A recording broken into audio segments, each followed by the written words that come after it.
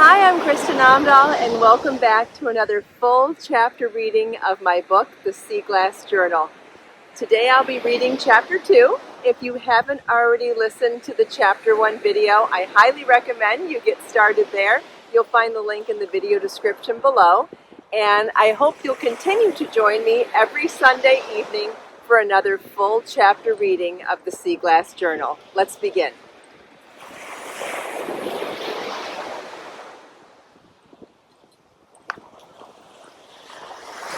Chapter 2. The penthouse sat high enough that the building fell away beneath it. Inside, everything was white.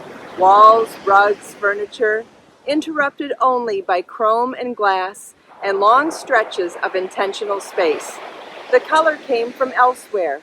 Large, abstract canvases bleeding blues and greens across one wall, red, yellow, and black across another wall, and beyond the glass, the ocean stretched wide and bright. The accordion doors had been folded completely back and slid into the wall, opening the living room to the terrace. The sun was still high, the water below flashing in sharp points of light, the surface shimmering like a blanket of diamonds. I started on the terrace. Skinny bar-height tables went up first, spaced evenly along the railing. White cloths followed, smooth, flat, corners aligned. Battery-operated candles were placed down the center. Real flames wouldn't last up here in the wind. The instructions were simple: nothing red, nothing dark, nothing that could stain. White wine, pale cocktails, citrus, herbs, clear spirits. I worked through it automatically, adjusting for breeze and balance, the way I always did. Behind me, glassware chimed softly as it was unwrapped. Somewhere inside, Holly's voice carried, bright, directional. Her daughters moved through the space, arranging platters, shifting things an inch this way or that. As the first guests arrived, the sun dropped lower, its light thickening and warming, the edge of it turning molten as it hovered above the water. I was straightening a tablecloth when a woman slowed as she passed behind me.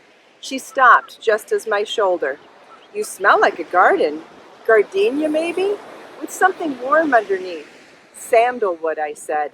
She smiled, her mouth opening as if to ask something else. "Tess," Holly called from inside, "I need you." I stepped away from the terrace without looking back.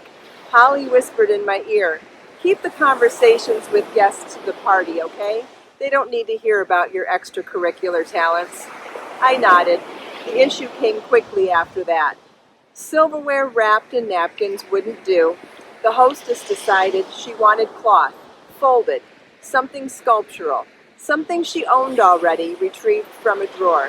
Holly looked at the stack, then at me. "You'll know how to make these look right, won't you? You're the creative one." "I can," I said. I folded the cloth into a narrow accordion, pressed it once down the center, and slid the ring over the fold. When I fanned the edges out, it settled into a soft shell, balanced without effort. "That's fine," Holly said. "Let's use those." The rest of the evening moved smoothly. I poured, I served, I adjusted. By the time drinks were in everyone's hands, the sun had reached the horizon, a clean fireball slipping toward the water. The sky briefly aflame before softening into color. No spills, no stains. The pale drinks caught the light and left the white untouched. "This was perfect," the hostess said later, gesturing toward the terrace. "I can't believe how easily you pivoted, and not a single spill." Holly smiled. "We're very careful. My team knows how important details are." The word team absorbed everything. When teardown began, Holly tried once to rally her daughters. "Let's help clear a bit," she said, glancing toward the hostess. They drifted instead, already finished, already elsewhere. Holly adjusted without comment. "Go wait in the van," she said, ushering them toward the elevator. "I'll meet you downstairs." She turned to me. "Can you load everything up quickly? The building has a cart." The concierge appeared without being asked, rolling a flatbed toward the terrace. I nodded. The tables came down first, then the glassware, then the bins. The cart took the weight. The work went faster that way. Everything stacked neatly, exactly as it should. By the time I finished, the terrace had returned to white and glass and view, no evidence of what had passed through it. I rode the elevator down alone. I drove home in silence. The porch light didn't flick on when I approached. I unlocked the door by touch and made a mental note to text the landlord tomorrow. My phone had died somewhere during the event. I plugged it in without thinking. The lights hummed back to life. My phone vibrated. A voicemail, one I hadn't heard yet. I set my bag down and stood there a moment longer than necessary before pressing play. Thank you for joining me for the full reading of Chapter 2 of my book, The Sea Glass Journal.